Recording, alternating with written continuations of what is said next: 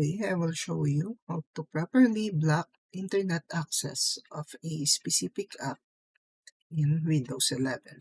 So first, we're gonna search Windows Defender and then create a new outbound rule. So just click outbound rule and then new rule to add a new rule.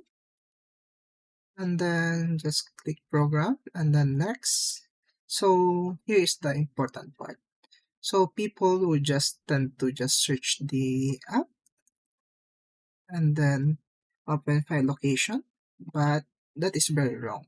So the thing that we really need to do is find the application through programs. So just click browse and then go to PC and then search for the app through the program files. So what I'm gonna block is the Brave browser and then just click Brave browser application and then block the application.